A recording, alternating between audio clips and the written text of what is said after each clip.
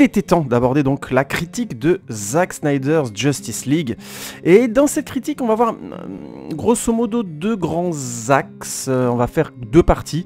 Cette critique sans spoiler, pour ceux qui ne l'auraient pas vu et que j'inciterai donc à voir, j'espère en tout cas, avec cette critique. Et donc, il y aura un petit côté chocolat de qualité, chocolat 100% cacao, un petit peu amer de derrière, vous voyez ce que je veux dire, un petit côté fond de cuvette aussi. Oui, c'est vrai, je sais c'est triste, mais il n'y aura pas que du bon à dire.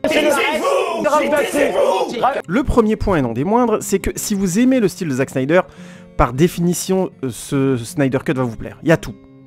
Il y a les, bien sûr, sempiternels ralentis. Je me rappelle, j'avais parié avec ma compagne peu de temps avant que le film sorte que le film commencerait par un énorme ralenti. Et comme par hasard, les premières images, le tout début du film, c'est un ralenti genre de 2 ou 3 minutes. Vous allez voir comment c'est un super ralenti, c'est opératique au possible. Bref, j'ai déjà lâché le morceau. Le style opératique, baroque, extrêmement premier degré, sérieux, dramatique de Zack Snyder est présent. Hein, son côté, comment dire, tragédie grecque. Il adore décidément traiter cette histoire sous l'angle des peintures baroques, type Le Caravage, Jéricho et toute la bande, pour aller vraiment vers des tableaux vivants, je caricature, l'extrême ralenti renvoyant vraiment par moment à des peintures, hein, je vous passe les détails. Le film commence sur un cri de Superman et on a vraiment des plans qui sont, en termes de couleurs, c'est très grand noir avec des couleurs extrêmement vives et contrastées forcément en comparaison, puisque le noir excite les couleurs, hein. Vous qui avez fait des années d'études en beaux-arts et en peinture et qui êtes extrêmement intelligent, parce que bien sûr vous écoutez The Good Post, vous le saviez déjà, donc évidemment je ne fais que rabâcher des choses qui pour vous sont évidentes. Mais voilà, mais c'était sûr en fait. C'était sûr. Le jeu donc sur la couleur et la lumière est particulièrement saisissant, on a vraiment un énorme travail. Quand je dis que c'est baroque, c'est qu'il faut bien m'entendre, c'est pas pompier. Et je vais comparer tout de suite avec le style de Joss Whedon. Là où Joss Whedon aime mettre de la couleur pour grosso modo styliser l'univers des super-héros et en faire quelque chose de plus métaphorique, de plus symbolique. Les personnages ayant réellement l'air d'être des clowns, entre guillemets, mais le monde où ils vivent aussi est joué sur ce ton-là. Je vous renvoie à la gamme de couleurs, notamment de Avengers, qui, étant un film sur une grosso modo potentielle fin du monde, est au final extrêmement choitoyant, brillant. On est dans des couleurs, les gris sont très lumineux, très comment dire, très blancs, à l'opposé des gris noirs, des gris bleus, vous voyez ce que je veux dire, qui sont beaucoup plus éteints.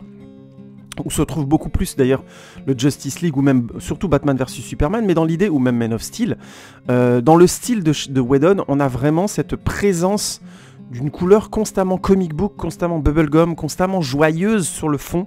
C'est des couleurs irisées, c'est des couleurs qui, grosso modo, jouent sur le côté absurde de la dégaine des personnages. Il est intéressant d'ailleurs de voir la comparaison avec le style des Russo, de prendre Avengers 1 et d'aller chercher dans Infinity War le look de Thor, qui a quasiment le même costume, qui a à peine changé de costume, mais la photographie et le côté terne de la photographie dans les films, notamment des frères Russo. Je vous renvoie à mes critiques de Infinity War et de Endgame, où je parle de ça, du style des Russo, le côté, on va dire...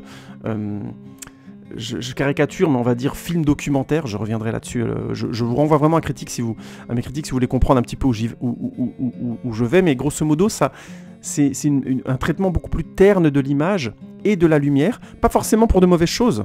Encore une fois, je suis un très grand défenseur de Captain America Civil War à cause de ça, parce que ça fonctionne très bien dans ce film-là.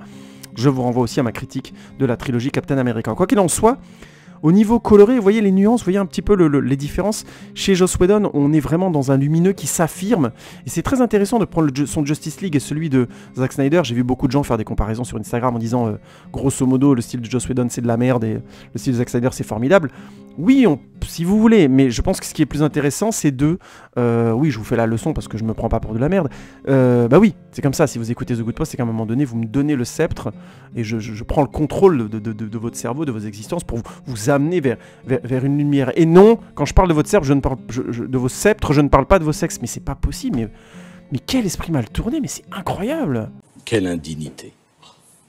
Il y a donc, chez Zack Snyder, plutôt un travail, on va dire, sur le baroque sérieux, c'est-à-dire que les couleurs vont être excitées par le sombre, le noir, le côté un peu grisé de la lumière, mais du coup ça va donner beaucoup en contraste de force aux couleurs, tout en donnant je dirais pas une vraisemblance, mais un choix de mise en scène qui se veut grave.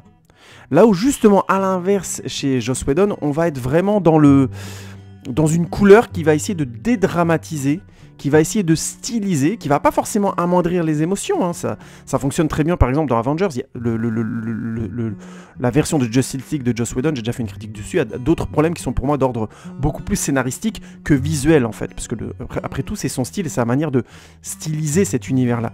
Mais chez Snyder, on a clairement, dès le départ, et si vous aimez le cinéma de Snyder, ça vous allez kiffer, ce travail sur la couleur qui était tellement incroyable, notamment dans Man of Steel, ce côté vraisemblable, parce que la lumière est éteinte, parce qu'elle est beaucoup plus grisée, parce qu'elle rejoint tout simplement la lumière que nous, personnes citadines, occidentales, on a la plupart du temps dans nos différents pays, c'est-à-dire une lumière semi-éteinte.